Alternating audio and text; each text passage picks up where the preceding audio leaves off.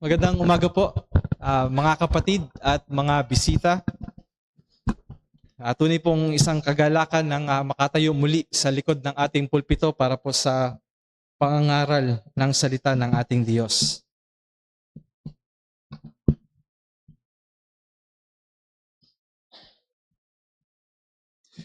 Hindi ko po alam kung kagaya nyo rin po ako, na habang tumatanda ay nahihilig sa pag-aaral ng mga kahulugan ng mga salita. At isa po sa mahalagang salita na aking natutunan habang tumatanda ay ang pinagkaiba ng tirahan at tahanan. Pinagkaiba ng house at saka home. Ang tirahan po pala ay ang pisikal na lugar kung saan ka nakatira. Ito ay maaring bahay mo, apartment mo, o iyong silid. Ito yung lugar o ito yung pisikal na lugar kung saan ka naroroon o yung gusali ng iyong tinitirhan. Samantalang ang tahanan ay higit pa kaysa sa gusali. Ito ay yung meron kang pakiramdam ng pagiging ligtas. Meron kang pakiramdam na ikaw ay minamahal o iniibig at ikaw ay kabilang sa tahanang iyon. Sa madaling salita, ang tahanan ay lugar kung saan ka merong pamilya o meron kang kapayapaan. Mga kapatid, pinamagatan ko po yung ating sermon o mensahe ngayong umaga na bukod tanging tahanan. At ang ating pong teksto ay makikita natin sa Genesis chapter number 2, verse number 4 to 17. Kaya inaayahan ko po kayong buksan ang inyong mga Biblia sa Genesis chapter 2, verse number 4 to 17. At gusto ko pong makita natin sa biyaya ng ating Panginoon ang katotohanang nilikha tayo ng Diyos na may bukod tanging tahanan kung saan siya ay ating makakasama at makakatipan. Buksan niyo po ang inyong mga Biblia sa Genesis chapter 2, verse number 4 to 17. At ito po ang sinasabi ng salita ng ating Diyos. Ito ang pinangyarihan ng langit at ng lupa nang likhain noong araw na gawin ng Panginoong Diyos ang lupa't langit.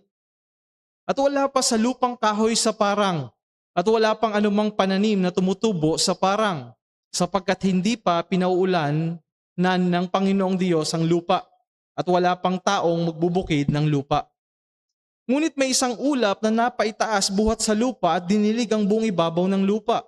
At nilalang ng Panginoong Diyos ang tao sa alabok ng lupa at hiningahan ang kanyang mga butas ng ilong ng hininga ng buhay at ang tao ay naging kaluluwang may buhay. At naglagay ang Panginoong Diyos ng isang halamanan sa Eden, sa dakong silanganan, at inilagay niya roon ang taong kanyang nilalang. At pinatubo ng Panginoong Diyos sa lupa ang lahat na punong kahoy na nakalulugod sa paningin at mabubuting kanin, gayon din ang punong kahoy ng buhay sa gitna ng halamanan at ang punong kahoy ng pagkakilala ng mabuti at masama. At may isang ilog na lumalabas sa Eden na dumilig sa halamanan at mula rooy na bahagi sa nag-apat na sanga. Ang pangalan ng una ay Pison at siyang lumiligid sa buong lupain ng Havila na do'y may ginto. At ang ginto sa lupang yaoy mabuti. Mayroon din naman doong bidelyo at batong onyx. At ang pangalan ng ikalawang ilog ay Gihon, na siyang lumiligid sa buong lupain ng Cush. At ang pangalan ng ikatlong ilog ay Hidesel, na siyang umaagos sa tapat ng Assyria. At ang ikaapat na ilog ay ang Euphrates. At kinuha ng Panginoong Diyos ang lalaki at inilagay sa halamanan ng Eden upang kanyang alagaan at ingatan. At iniutos ng Panginoong Diyos sa lalaki na sinasabi, sa lahat ng punong kahoy sa halamanan ay makakakain ka na may kalayaan, datapwat sa kahoy ng pagkakilala ng mabuti at masama ay huwag kang kakain, sapagkat sa araw na ikaw ay kumain niyon ay walang pagsalang, mamamatay ka. Tayo po sandaling manalangin. Aming Ama at aming Diyos, ilapit niyo po ang aming mga sarili sa inyong presensya. Ngayon po ang aming oras ng pakikinig at pag-aaral ng iyong mga salita. Dalangin po namin ang katapatang magmumula sa pulpitong ito. Katapatan na may pangaral ang iyong mga salita at ang bukas na puso at isipan para po sa iyong bayan na makikinig ng mga katotohanan ng iyong mga salita. Salamat, Panginoon, sa iyong salitang hindi nagkakamali at sapat para sa aming pangailangan bilang iyong bayan. Ito po'y aming hinihiling sa pangalan po ng aming nag-iisang Panginoon at tagapagligtas na si Jesus. Amen. Bilang review lamang po mga kapatid sa ating po pag-aaral dito po sa aklat ng Genesis, ang aklat po ng Genesis ay sinulat ni Moises at dito po itinala niya o isinalaysay niya kung papaano nagsimula ang lahat ng bagay. Sa Genesis chapter 1, nakita natin na merong bukod tangi sa lahat. Merong bukod tanging Diyos. Siya ay hindi nilalang, bagkus siyang nagbigay ng buhay sa lahat ng kanyang nilalang. Sa Genesis 1:26-31, nakita naman natin na meron po palang bukod tanging nilalang o bukod tanging nilikha ang Diyos. At ito ay si Adan at si Eva na nilikha na kanyang kawangis upang magawa ang layunin ng Diyos para sa kanila. Sa Genesis chapter 2, verse number 1-3, nakita naman natin ang bukod tanging araw. Kung saan sa ikahuling araw o sa ikapitong araw, ibinigay ng Diyos ang pagpapahinga upang ipakita sa atin na ang tao, ang layunin ng Diyos sa paglikha sa tao ay magkaroon ng kapahingahan sa piling niya habang buhay.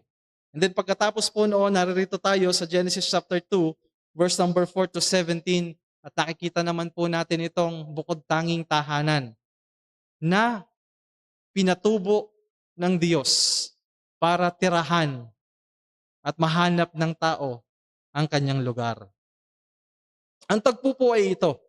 Sabi po sa verse number 4 to verse number 6, wala pa sa lupang kahoy sa parang.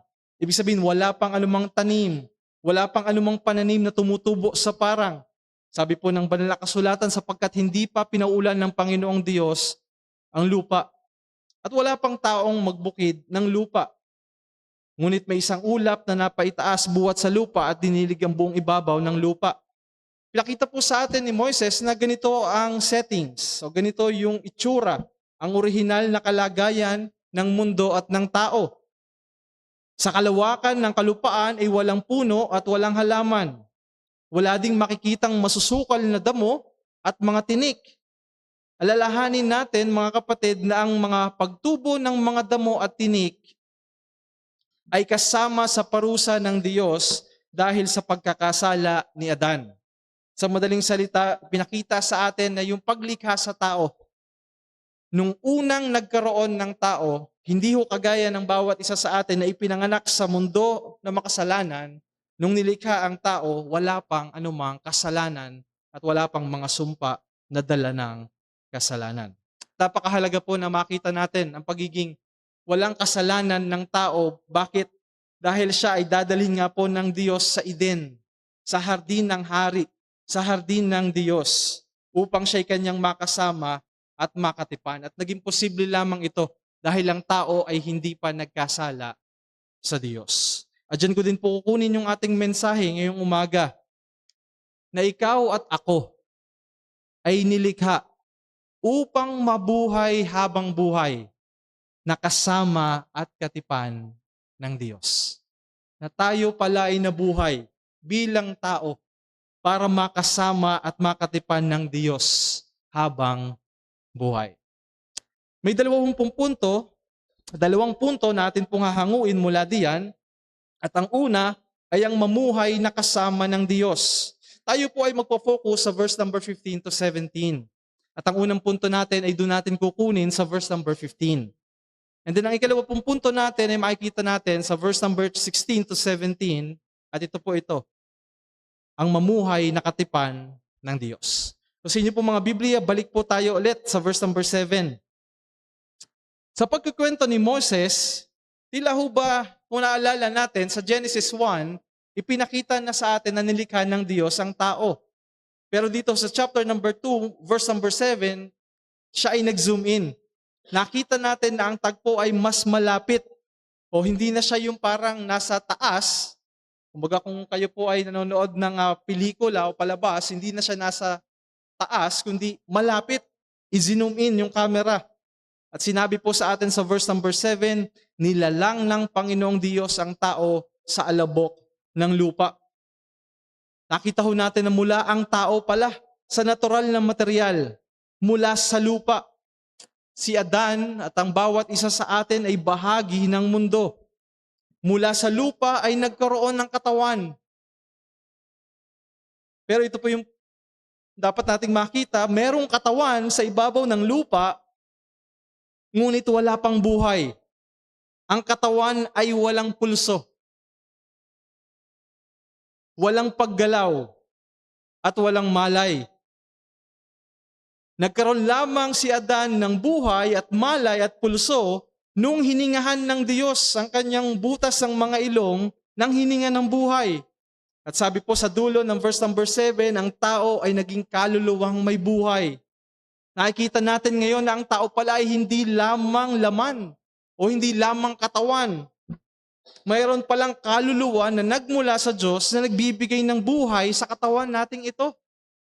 Na ang tao po pala ay may dalawang bahagi. Na hindi lamang ito yung ating katawan o ito yung ating nahahawakang pisikal na bahagi ng ating katawan, tayo po pala ay merong kaluluwa na nakatahan o naroroon sa loob ng mga katawan nating ito. Na nagsasalita po sa inyong harapan ay hindi yung aking katawan. Balang araw, titigil itong katawan na ito sa pagsasalita. Ganon din po kayo. Ang kinakausap ko po ay hindi lamang ang inyong mga katawan. Ang kinakausap ko po ay yung inyong mga kaluluwa na nakatahan dyan sa katawan na yan. Meron ho tayong kaluluwa na nakakaramdam. Meron ho tayong kaluluwa na tunay na nabubuhay at nag-iisip. Yan po ay nagmula sa ating Diyos. And then, mamaya po, babalikan natin yung verse number 8 to 14 para makita natin kung gaano ka dakila o kung gaano kaganda at kalawak ang hardin na pinaglagyan sa atin ng Diyos. Pero tawid po tayo sa verse number 15. At doon na po natin na hihimayin ang talatang ito.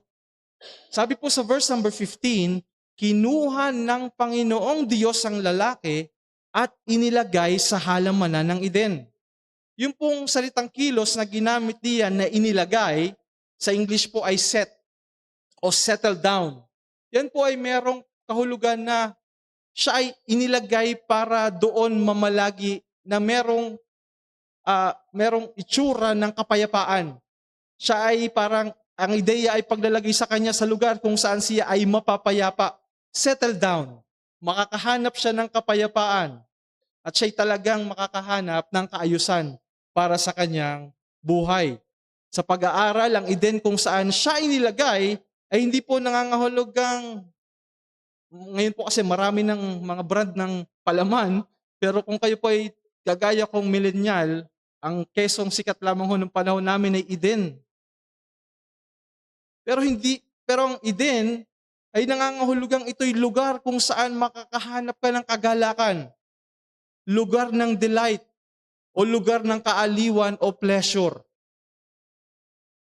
Naging bukod tangi ang tahanang ito dahil sa presensya ng Diyos. Kaya po isang mahalagang bagay na kailangan nating makita. Naroroon po na talagang masagana ang probisyon ng Diyos sa hardin. Napansin po natin 8 to 14 na meron itong 4 na ilog at maraming punong kahoy na nagbubunga para sa pagkain.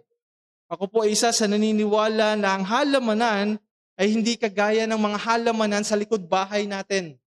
Na ito ay tunay na malawak. Imagine niyo po meron itong 4 na ilog. Kung ito ay hindi man ito kasing laki ng Pilipinas, pero maaaring ito ay isang malaking probinsya o isang malaking kalupaan. Imagine niyo po merong 4 na ilog. Malaking ilog na nahati sa 4 na dumadaloy sa Eden. Hindi ho ito maliit na parang kulungan na inilagay doon ng tao. Ito ay isang malawak na kalupaan na sagana sa lahat ng ganda at sagana sa lahat ng kanyang pangangailangan. Mahalagang ating makita na sa loob ng Eden, sa kabila ng pagiging sagana nito, ang tunay na kapahingahan at ang tunay na kagalakan ay hindi ang mga material na bagay na nasa Eden, kundi ang presensya ng Diyos. ang tunay na kagalakan at ang tunay na kayamanan ay doon sa Eden, si Adan o ang tao ay merong pagsama sa Diyos. Meron siyang personal na pakikisalamuha sa Diyos. Si Adan ay nasa presensya ng Panginoong Diyos at siya ay naglilingkod para sa Panginoong Diyos. Mapasin niyo po yung sunod na mga salita, sabi ng Diyos o sabi ng salita ng Diyos upang kanyang alagaan at ito ay ingatan. Binigyan si Adan ng tungkulin. Hindi lamang siya nilagay doon sa lugar kung saan nandoon ang presensya ng Diyos, binigyan siya ng kakayanan na gumawa o magtrabaho. Nakikita natin dito na siya ay maglilingkod sa presensya o sa harapan ng Diyos. At ating pong tatandaan ang pagpapagal o pagtatrabaho dito ay hindi nakakapagod. Sa panahon po kasi natin, dahil nga po pagkalipas na tayo, nabuhay na tayo, pagkalipas ng kasalanan, tila ho ba kapag merong mga atang na mga gawain sa atin para bang nararamdaman agad natin yung stress o pagod o takot na baka masyadong nakakapagod. Pero noon po'y wala pang kasalanan. Kaya ang pagpapagal dito ay merong kaakibat na kaligayahan dahil ikaw ay maglilingkod o ang tao ay naglilingkod sa presensya sa harapan ng Diyos. Ang punto po natin dito mga kapatid ay ito, na ikaw at ako bilang tao ay nilikha ng Panginoong Diyos upang tunay na mabuhay na nasa presensya niya at naglilingkod sa Kanya. Sabi po sa Exodus chapter 33 verse number 15 to 16, at sinabi niya sa kanya, sabi ni Moises sa Diyos, kung ikaw ay hindi sa akin, ay huwag mo na kaming pasampahin mula rito. Sapagkat saan ngayon makikilala na ako'y nakasumpong ng biyaya sa iyong paningin? Ako at ang iyong bayan. Hindi ba dahil sa ikaw ay lumalakad na kasama namin upang kami ay maging bukod, ako at ang iyong bayan sa lahat ng bayan na nasa balat ng lupa? Sa sinasabi ni Moises, kung magpapatuloy sila sa paglalakbay at hindi nila kasama ang Diyos, walang silbi o hindi makabuluhan ang paglalakbay na iyon. Nakikita ni Moises sa nagsulat ng Genesis na ang tunay na buhay ng isang tao, ako at kayo, ay mabuhay na nasa presensya ng Diyos. Ikaw at ako ay nilikha upang makasama ng Diyos sa Eden at mapuspos ng kagalakan. Ang problema ay ano po? Nasaan tayo ngayon? Nasa Eden po ba tayo? Dahil sa kasalanan, wala na tayo sa presensya ng Diyos. Bagkus, nasa presensya ng kasalanan. Kaya nga ang buhay nating tao, hindi bagay, hindi na kagalakan, hindi na delight, kundi miserable, nagkakasakit, namamatay, napapagod, nag-aaway-away, natatakot. Dahil tayo ay wala na sa Eden, wala na sa piling ng Diyos. Alam niyo po, maaari tayong magkaroon ng maraming material na mga bagay. Kagaya ng mga bagay na nasa hardin. Kagaya ng maraming ginto. Maaari kang makabili ng lupaing maaring may ilog. Maraming mga puno. Maaari kang magkaroon ng sarili mong halamanan. Pero lagi kang magkukulang. Maaaring ang tao ay maging talagang tunay na mayaman, pero hindi niya mapupuno yung isang bagay na wala sa kaniya. Dahil lang makapupuno lamang talaga noon ay ang tao ay mapasa presensya ng Diyos. Meron din naman po mga taong salat o naghihirap, pero ganun din ang puso. Nasa pag-aabot ng mga bagay na wala sila, na gusto nilang makuha o di kaya naman ay maranasan. Sa pagiging makamundo, sa madaling salita, sinasabi nilang wala ako noon, wala ako niyan. Ano kayang pakiramdam kung magkaroon ako ng mga ganong bagay? Ano kayang pakiramdam ang makapunta o makabisita sa ganon? May mapupuntahan o may mararanasang bago, sikat o mamahaling bagay o mamahaling experience at sasabihin nila, this is life. Ito ang buhay. Ang sarap mabuhay. Nakikita natin gano'n ang buhay ng tao. Na tayo ay naghahangad o Hinahabol natin makuha ang mundo. Maranasan ang mga material na bagay na inaalok ng mundo. Pero hindi po yun ang life. Nakita natin dahil sinasabi ng talatang ito na hindi tayo nilikha para sa mga material na bagay, tayo ay nilikha para makasama ang Diyos sa kanyang halamanan, sa kanyang kaharian. Alam niyo po, isa sa di ko makakalimutang kwento sa kasaysayan na merong pamilya na talagang yumaman. Sila po yung nag-imbento, as in sila yung nag-imbento nung mga tindahan na nagbebenta ng fixed na price na 88 lang lahat o 99 lang lahat. Naalala niyo yung Lucky 99 sa Lipa? O di kaya naman po yung dumadaan diyan sa atin na hindi lahat ng klase 20, karamihan lang ng klase 20, yung fixed na price na 20, hindi ka na magtatanong, magkano ito? 20 lang lahat ng klase 20. Ito po ay inimbento ng isang pamilya, talagang sila tunay na yumaman noong 1800s. Pero sa kabila ng kanilang yaman, ang kanilang pamilya ay hindi nabuhay na merong kapayapaan. Lalo na yung anak nitong mayamang ito na babae, na talagang dumanas ng maraming pagdurusa. Dahil tunay na ang buhay na merong kaligayahan at kapayapaan, mga kapatid, ay matatamo lamang sa presensya ng Panginoong Diyos.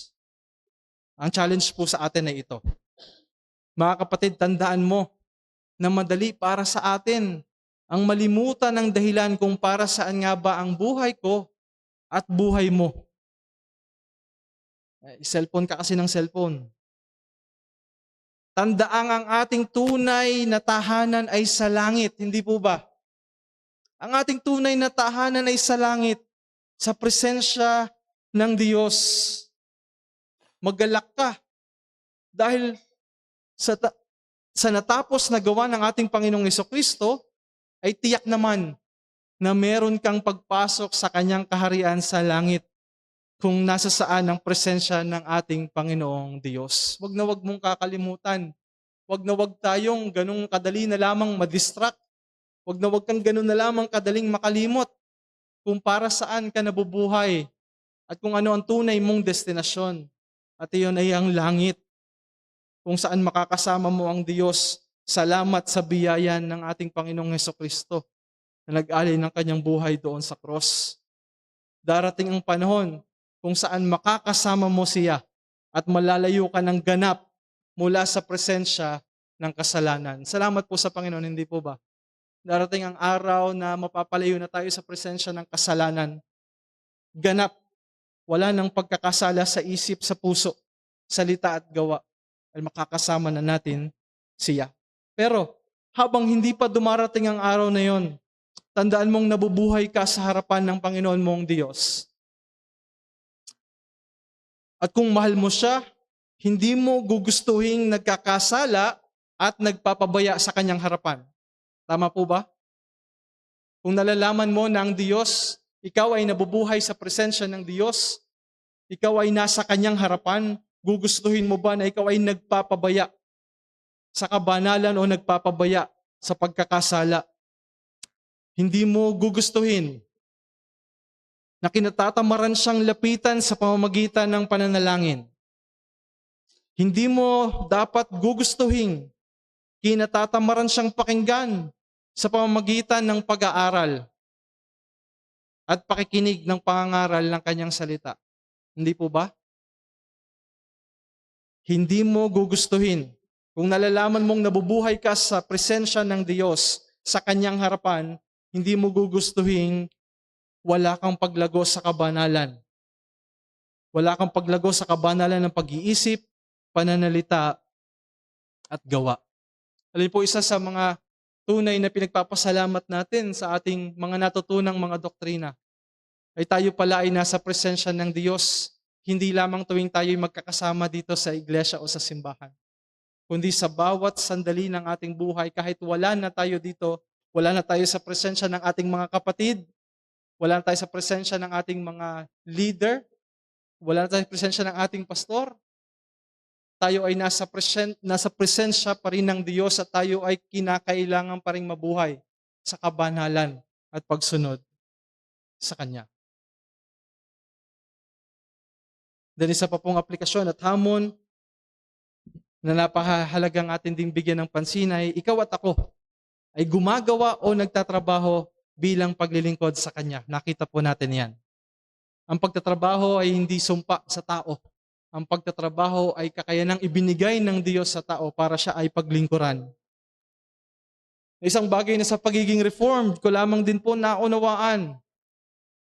Ngayon pong, hindi lang po pala yung mga pastor natin na nag-aaral at nagpapagal sa pangaral ng salita ng Diyos, ang minamahal ng Diyos, di kumukupas. Kala ko po mga tagapagturo lamang ng salita ng Diyos. Ang tunay na minamahal ng Diyos, di kumukupas.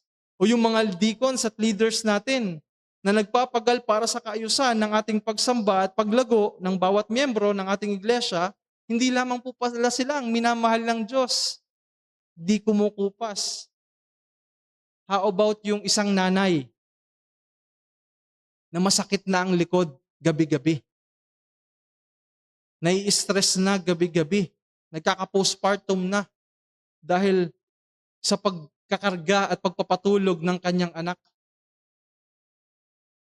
Pero hindi sumusuko. Paano siya? Ayon po sa ating pag-aaral ng salita ng Diyos, siya ay kinalulugdan din, nakangiti din ang Diyos sa kanya. Mahal din siya ng Diyos, di rin kumukupas.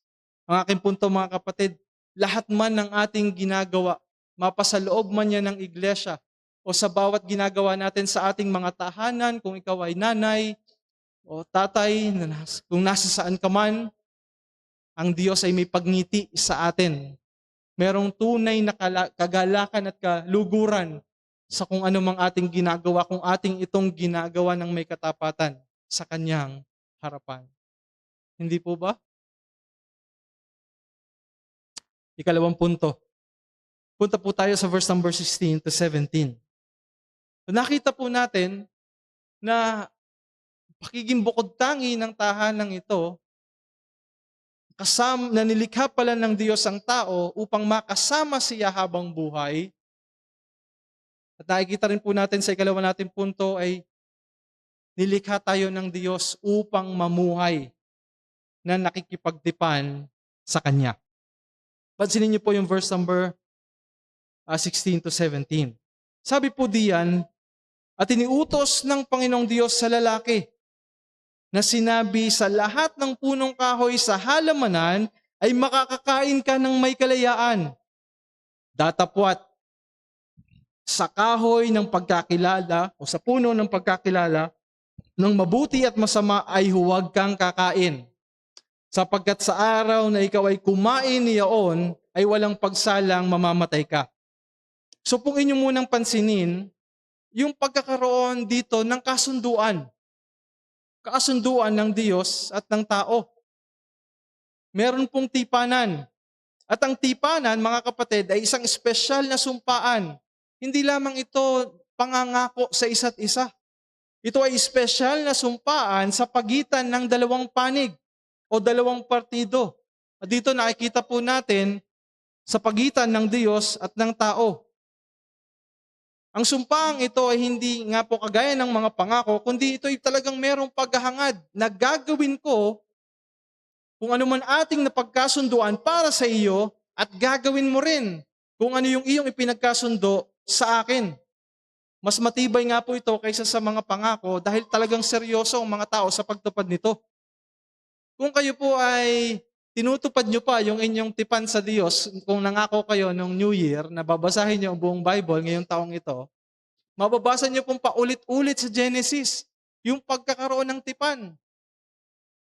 Si Abraham ay nakipagtipan sa Diyos, o ang Diyos ay nakipagtipan kay Abraham. Si Abraham ay nakipagtipan kay Abimelech, nakipagtipan sa mga tao. Napakarami pong paulit-ulit sa aklat ng Genesis na laging lumilitaw na mayroong pagkakaroon ng tipan. At sa pagkakaroon ng tipan, ng kasunduang ito, nakikita natin na pinipilit nila itong tuparin. Pinipilit nila itong sundin. At ang pinakaumpisang pinagmulan o nakita natin kung kailan ito lumitaw ay dito po sa aklat ng Genesis. Aminin ko po sa inyo na hindi po ako agad-agad ganun kadali na naniniwala na ito ay tipan. No, dahil wala namang sinasabi sa aklat o sa Biblia na merong covenant of works o merong tipan dito po sa Genesis. Pero kung makikita natin mga kapatid, na hindi man sinabi na ito ay tipanan, pero ang mga elemento ng pakikipagtipan ay ating makikita dito. At ito po yung talagang kumumbinsis sa akin na ito ay isang tipanan. Kung niyo pong mapapansin, sa Genesis 1, ipinakilala ang Diyos bilang Diyos, Elohim. Na nilikha ng Diyos ang langit at ang lupa, nilikha ng Diyos ang liwanag, sinabi ng Diyos. Pero sa Genesis chapter number 2, nung ipinakilala ang Diyos, nagkaroon ng ikalawang pangalan sa unahan. At ang pangalang ginamit ay Yahweh o Panginoon. At ang Yahweh, mga kapatid, papalala ko lang po sa inyo, ay pangalang tipanan ng Diyos o sa English ay covenant name of God. Ito yung ginamit ng Diyos na pangalan nung siya ay nakipagtipan kay Abraham. Kaya nga sinabi ni Abraham nung siya nandoon sa bundok na Yahweh or Jehovah will provide. Ganun din po yung pangalang ginamit ng Panginoon nung siya ay nakipagtipan kay Moses at ipinakilala niya ang kanyang sarili nung sinabi niya, ako nga. I am that I am. Ako ay si Yahweh. Ang Yahweh, mga kapatid, ay covenant name of God. At nakita natin ito na lumitaw dito po sa Genesis chapter number 2.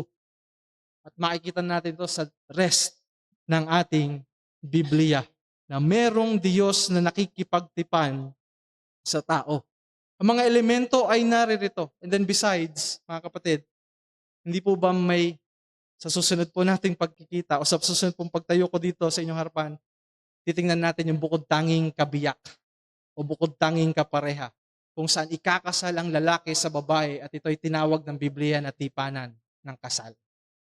Tipanan ng kasal. So ano po yung ating mga elementong makikita dito?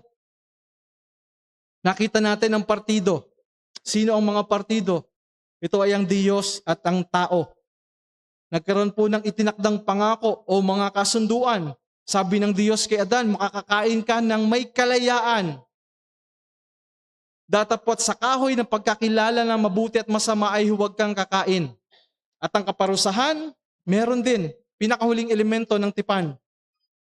Ang kaparusahan kapag nilabag ang kasunduan sa dulo ng verse number 17, sa araw na ikaw ay kumain niyaon, ay walang pagsalang mamamatay ka. Isa po sa mga obserbasyon ng mga scholar kung bakit may tipan ng Diyos. Kung bakit ang Diyos ay nakikipagtipan sa tao at sa pagkakataong ito, bakit siya nakikipagtipan pa rin kay Adan kahit na si Adan ay hindi pa nagkasala? At ang paliwanag nila ay ito. Kailangan ng tipan o ibinigay ng Diyos ang tipan sa tao dahil mayroong malayong agwat ang Diyos at ang tao. Na hindi, nung nilikhan ng Diyos ang tao at siya'y binigyan ng buhay na nagmumula sa Diyos ay para bang naging magkalibel na sila. Na para bang naging parang magkapantay na sila dahil galing naman ang buhay o yung paghinga niya sa Diyos. Hindi po. Ipinapakita lamang dito na ang Diyos pa rin ay hari. At ang tao pa rin ay subject ng kanyang paghahari.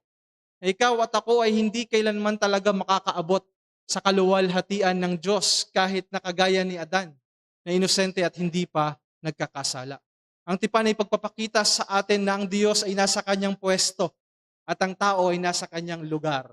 Siya ay nasa ilalim ng paghahari at pamamahala ng Diyos kahit wala siya sa pagkakasala. Ngayon po makikita natin na ito po yung ating problema. Sinira ng tao ang tipanan. Alam po natin o matatalakay po natin ng mas malalim sa Genesis chapter number 3 kung paanong sinira ng tao ang tipan at dumating ang kamatayan. Makikita po natin doon kung ano yung lawak at lalim ng kamatayang ito na naging parusa para sa taong sumuway sa tipanan. Sa tipanang ito ng ating Diyos kay Adan, makikita din po natin na meron siyang pagsubok na ibinigay kay Adan. Tandaan po natin na si Adan ay merong kalayaang tunay. Kalayaang wala po sa bawat isa sa atin. Si Adan ay tunay sa kanya yung free will. Tunay sa kanya na meron siyang kalayaan. Hindi siya nilikha na parang robot na nakaprogram kung ano ang kanyang gagawin. Meron siyang tunay na kalayaan, kaya nga siya binigyan ng pagsubok. Sinubok ang kanyang pag-ibig. Yun po ay totoo kay Adan. Dahil nga po ang pag-ibig ay hindi dapat ipinipilit. Ang pag-ibig ay kusang ibinibigay. At ito ay nakita natin na sinubok ng Diyos kay Adan. Naalala ko lamang po, nung medyo matagal na merong mga taong nagsasabing nayayamot sila o naiinis sila. Kung bakit daw po naglagay pa ang Diyos ng puno na ipagbabawal niya. Bakit wala na lang pagbabawal? Bakit wala na lang limitasyon o wala na lang restriksyon? Para sa atin nakakatukso na para bang bakit hindi na lang tinanggal ng Diyos yung puno ng nagbibigay ng kalaman tungkol sa mabuti at masama para walang kamatayan, walang pagtukso? Bakit kailangan pang merong ganon? Pero alam niyo po, lumilitaw lang talaga yung ating pagiging tunay na sadlak sa kasalanan.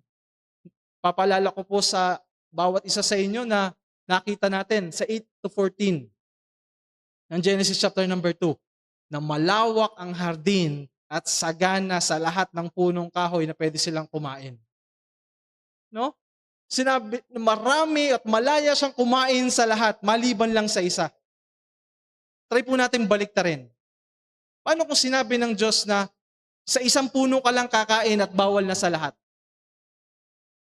Naisip niyo po ba yon? Hindi ba yun ang parang mas mahirap o mas makikita natin yung napaka-liit talaga o napakarami talagang limitasyon? Pero hindi natin yun nakikita, hindi po ba? Napapansin natin yung pinagbawal ng Diyos. Dahil nga po tayo ay makasalanan. Naiinis tayo sa mga pagbabawal at paglilimita ng Diyos. Ang nakikita natin ay kung ano yung ipinagbabawal kaysa sa kung ano ang marami o kung gaano karami ang maaari na ibinigay ng Diyos bilang provision para sa tao. Isipin niyo po, ito'y malaking kalupaan na mabuhay man si Adan, habang buhay, hindi siya magkukulang sa kanyang pangangailangan. Hindi siya magkukulang. Hindi kakalam ang kanyang sikmura. Pero nung ginawa ni Adan, hinain pa rin niya ang pagbabawal. At ang makita po natin na punto dito po ay ito. Mahalagang katotohanan ng ating makita na ang punong ito na ginamit ng Diyos para subukin ng tao ay nagbigay ng pagpipilian or option para sa tao na mabuhay na wala sa ilalim ng paghahari ng Diyos. Ang problema po dito ay hindi yung katakawan. Ang makita po natin dito ay hindi talaga yung pagiging salat ni Adan dahil saganang sagana.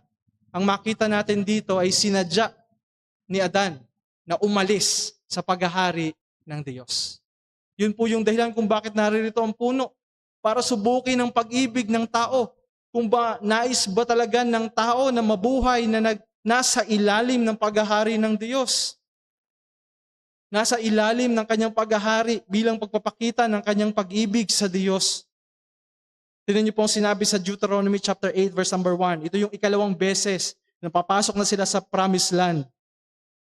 Sabi po sa Deuteronomy 8 verse number 1 hanggang 2, ang lahat ng utos na aking iniuutos sa iyo sa araw na ito ay inyong isasagawa, sabi ng Diyos sa kanyang bayan, upang kayo'y mga buhay at dumami, at inyong mapasok at ariin ang lupain na isinumpa ng Panginoon sa inyong mga magulang o ipinangako ng Panginoon sa inyong mga magulang para kanilang makamtan yung lupang ipinangako. Tingnan niyo po verse number 2. At iyong aalalahanin ang buong paraan na ipinatnubay sa iyo ng Panginoon mong Diyos nitong 40 taon sa ilang upang kanyang mapangumbaba at pansinin niyo po yung sunod na salita, at subukin ka na maalaman kung ano ang nasa iyong puso, kung iyong gaganapin ang kanyang mga utos o hindi. No? Nakita po natin sa Deuteronomy 8 verse 1 to 2 na ibinigay ng Diyos ang batas, ibinigay ng Diyos ang mga paraan kung paano mabubuhay ang tao bilang pagsubok kung ano talaga yung laman ng kanyang puso. Kung siya talaga ay merong pagmamahal sa Diyos o wala. O kung gusto mo ba talagang mapasa ilalim ng kanyang paghahari o hindi. Kung tunay nga bang meron kang kaligayahan sa ilalim ng paghahari ng Diyos o wala. Mga kapatid, tandaan po natin, ang mga batas ng Diyos ay hindi para sirain ka. Ang mga batas ng Diyos ay naririyan para sa iyong ikabubuti. Merong restriksyon. At ang restriksyon ay hindi dapat natin makita bilang parang kulungan. Kundi makita natin ito bilang parang bakod. Hindi para tayo ay ikulong, kundi para tayo ay protektahan mula sa kapahamakan. Bakit po tayo nagbabakod? Bakit natin isinasara ang gate? Hindi po ba para protektahan kung ano man ang ating pagkain dito mula sa mga aso? Hindi po ba? Kaya tayo may gate. Hindi po para tayo ay ikulong, kundi para tayo ay protektahan. Ganun din po natin dapat makita. Ang restriksyon ay binigay ng Diyos kay Adan. At ang mga batas o ang batas ay binigay ng Diyos sa tao. Hindi ito para tayo ay palungkutin habang buhay, kundi para ikaw at ako ay tunay na magkaroon ng kagalakan at kaligayahan sa piling ng Diyos.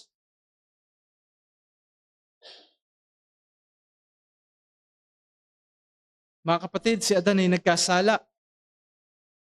Pinagpalit niya ang presensya ng Diyos para sa presensya ng kasalanan. Pinagpalit niya ang hardin kung saan naghahari ang Diyos para sa kanyang sariling paghahari at sariling kagustuhan. Pero alam niyo po, sa di natin masukat at maipaliwanag na pag-ibig ng ating Diyos sa sangkatauhan na kanyang nilikha, sa kabila ng pagkakasala natin, ito ay kanya pa ring nilayo na tubusin. Nagpadala siya ng ikalawang Adan, hindi po ba? Itong ikalawang Adan ay hindi nagmula sa lupa o sa alabok, kundi nagmula sa langit. Ang Diyos na nagkatawang tao at siya ipinakilala sa atin sa bagong tipan bilang si Hesukristo. Tunay na tao at iniatang sa kanyang balikat ang mabigat at nakadudurog na batas para ito ay kanyang tuparin, para ito ay kanyang sundin, at ito ay kanyang sinunod bawat segundo ng kanyang buhay. Pero imbis na siya ay magkasala, imbis na siya ay sumuway kagaya ng unang Adan, hindi, mga kapatid, hindi siya nagkasala, siya ay nabuhay na tunay na malinis. Sa katunayan, ang Diyos, sabi ng banal na kasulatan, ay labis siyang kinalulugdan. Si Adan ay nabigo. Lahat tayo'y nabigo. Namatay si Jesus doon sa cross para pagbayaran ng kasalanang hindi naman kaniya. Hindi kanya, kundi sa atin. Pero pagkalipas sa ikatlong araw, siya'y nabuhay na muli. At dahil sa kanyang katapatan sa tipan, siya ay umakyat sa langit bilang kanyang gantimpala. At ang hindi natin maunawaan at ang hindi ko maunawaan ay ito, bakit ako'y kasali? Sabi nga ng awitin, why should I gain from His reward? I could not give an answer, bakit ako? Anong meron sa'yo? Anong meron sa akin? Bakit bukas ang langit? At bakit makakapasok sa langit ang tulad nating makasalanan? Hindi natin masukat ang kanyang pag-ibig at kahabagan. Tayo'y tunay na nabubuhay, na sumusuway sa paghahari niya. Pero anong dakilang awa ang ating nakikita? Ang challenge sa atin, mga kapatid, ay ito. Kung ikaw at ako ay nagsasabing tayo ay katipan ng Diyos, huwag nating gayahin si Adan na pinipili ang kasalanan Tingnan natin ang ating Panginoong Hesukristo. Nung siya ay naririto sa lupa, hindi niya nakita na ang utos ng Diyos ay mabigat. Hindi niya nakita na ang mabuhay sa kalooban ng Diyos ay nakakainis. Hindi niya nakita na ang makipagbaka sa kasalanan at mabuhay sa kabanalan ay nakakapagod at nakapanlulumong bagay. Kagaya na sinabi ni Pablo, ito'y mabuting pakikipagbaka. Magbago ang iyong pananaw pagdating sa pamumuhay sa kabanalan. Ang mga batas ng Diyos, ang kanyang mga paalala at utos ay hindi para ikaw ay magdusa bilang Kristiyano dito sa lupa. Sa katotohanan ngay ito ay para ikaw ay tunay na maging maligaya. Sabi po sa Proverbs 3 verse number 1 to 2, Anak ko, huwag mong kalimutan ang aking kautusan, kundi ingatan ng iyong puso ang aking mga utos. Bakit? Sabi sa verse number 2, sapagkat karamihan ng mga araw at mga taon ng buhay at kapayapaan ay madadagdag sa iyo.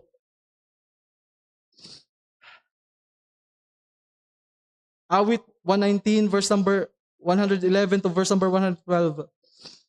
Sabi po ng banal na kasulatan, ang mga patotoo mo'y inari kong pinakamana magpakailanman. Sapagkat, sabi po ng talata, sila ang kagalakan ng aking puso. Ikiniling ko ang aking puso. Ikiniling ko ang puso ko na ganapin ang mga palatuntunan mo magpakailanman sa makatuwid bagay hanggang sa wakas. Ang hamon po para sa atin, tayo ay hindi lamang mabago yung ating kaisipan pagdating sa pagsunod sa Diyos, pagdating sa kanyang mga utos sa atin na dapat nating sundin, pagdating sa kabanalan at sa buhay na dapat maayos sa kanyang harapan, bagkus ito ay pag-iingat sa atin. Pag-iingat sa atin. Ang pagbabawal sa atin na makipamatok sa sanlibutan ay pag-iingat ng Diyos sa atin para sa miserableng lalong buhay.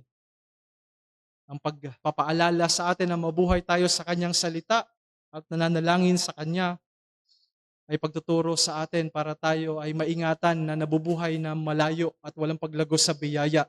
Bagkus tayo mabuhay na lumalagos sa biyaya para sa ating kagalakan, paglagos sa kaalaman tungkol sa Kanya at pagsunod sa Kanya. Then hilingin din po natin, hilingin mo ang biyaya ng Panginoon. Alam niyo po, kahit na si Adan ay hindi nagkakasala pa, kailangan niya pa rin ng biyaya ng Diyos. Pero nung siya ay tinukso, nagtiwala siya sa kanyang sariling kakayanan. Kinalimutan at tinalikuran niya ang Diyos at hindi ho dapat ganun ang ating mga buhay bilang mga nagpapakilalang katipan ng Diyos. Huwag tayong umasa sa ating tagal bilang mga mananampalataya. Huwag tayong umasa sa dami na ng ating mga napakinggan o dami na ng ating mga natutunan mula sa salita ng Diyos. Kailangan mo pa rin ang biyaya ng Diyos. Kailangan mo pa rin dumepende sa Kanya para mapagtagumpayan ang kasalanan at kung anumang mga bagay ang nagpapahirap at humihila sa iyo sa kasalanan. May mga kasalanan kang hindi mapagtagumpayan. Meron kang mga katamaran. Meron kang mga pagpapabaya. Marami ka ng mga taong nasaktan dahil sa mga hindi maingat na pagsasalita at di maingat na mga pagkilos o aksyon. Hindi mo mapagtagumpayan, lumapit ka sa Panginoon, kapatid, meron kang access sa Kanya dahil sa Panginoong Hesukristo. At ang Kanyang pangako ay hindi Kanya pababayaan at lagi mo siyang kasama. Kailangan mo ang Kanyang biyaya para mabuhay dito sa lupa bilang katipan ng Diyos. Tungkulin natin bilang katipan ng Diyos na laging isaalang-alang ang sinabi ng ating Panginoong Hesukristo noong siya'y naririto sa lupa na kung talagang tunay natin siyang iniibig, ay tutuparin natin ang Kanyang mga utos. Hindi po ba? Para magawa natin iyon, naroroon dapat ang biyaya ng ating Diyos. Huwag tayong mabuhay na kagaya ni Adan, na sinusuway ng tahasan ng Diyos. kahit na alam natin kung ano ang kahihinatnan. Huwag tayong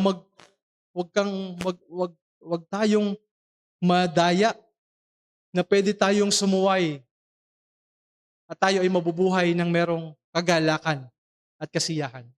Oo, wala na pong parusa para sa atin dahil sa biyaya ng ating Panginoong Hesukristo. Pero kung gusto mo talagang mabuhay o kung talagang seryoso ka sa paghahangad na mabuhay, na nakapagbibigay ng kaluguran sa harapan ng Diyos habang nandirito ka sa lupa, pipiliin mo na mabuhay na nakalulugod sa Kanya. Mga kapatid, darating ang araw na tayo ay mapapasa presensya ng ating Diyos. Wala na sa presensya ng kasalanan, gaya ng ating nakita kanina, kung saan ang kabuuan at ganap na benepisyo ng tipan na tinupad ng ating Panginoong Hesukristo ay ating malalasap at mararanasan. Kung saan wala nang paghihiwalay ang Diyos at ang taong makasalanang katulad ko at katulad mo. Pero hanggang hindi pa dumarating ang araw na yon, mahanap tayo nawa ng Diyos na nagtatapat sa Kanyang harapan. At para po sa aming mga bisita na naririto ngayon na wala kay Kristo, walang tunay na kagalakan at kapayapaan ang inyong mga puso. Sana po nakita nyo na ang dahilan kung bakit. Dahil wala ka sa hardin, wala ka na sa kaharian ng Diyos. Kaya miserable ang iyong buhay. Kahit anong gawin mong pilit na hanapin ang kaligayahan sa relasyon, sa yaman, hindi mo mahanap ang tunay na makapagbibigay at makapupuno ng kaligayahan sa iyong puso. Makikita mo lamang ito sa Diyos. At salamat sa Diyos dahil kay Kristo maaari kang lumapit sa Diyos. Dahil sa natapos na gawa ni Kristo doon sa cross, maaari kang lumapit sa Kaniya. Maaari kanyang iligtas. Ituring bilang tunay na anak at makakasama mo siya habang buhay pagkatapos ng buhay mo dito sa lupa. Tayo po'y manalangin. Ang aming Ama at aming Diyos. Patunay nga pong dakila ka o aming Ama. Ang iyong awa at ang iyong habag ay dakila na aming ipinakita sa amin at ipinaranas sa amin. Aming naranasan dahil lamang po sa aming Panginoong Hesukristo. Panginoon, patawarin niyo po kami sa mga pagkakataong nadidistract ang aming mga puso at isipan sa mga panahong parang ayaw naming mamatay bilang mga katipan mo dahil ayaw naming iwanan ang mundong ito, ang mga luho o mga kagalakang dulot ng mga material na bagay o mga luho ng mundong ito. Patawarin niyo po kami at itama niyo po ang aming puso. At maging kagaya nawa kami ng sinabi ni Moises na binasa namin kanina na kung wala ang iyong presensya, ay walang tunay na kagalakan, walang tunay na buhay. Tapos salamat Panginoon sa pagtuturo sa amin mula po sa inyong banal na kasulatan at dalangin din po namin ng aming po mga bisita, Panginoon, sana po ay tunay na kinausap niyo sila at pinakita niyo sa kanila na ang tunay nilang tahanan ay ikaw. Ang tunay naming tahanan bilang tao ay ikaw na aming Diyos. Pinagkakatiwala po namin ang lahat-lahat at pinagpapasalamat sa matamis na pangalan po ng aming nag-iisang Panginoon at tagapagligtas na si Jesus. Amen.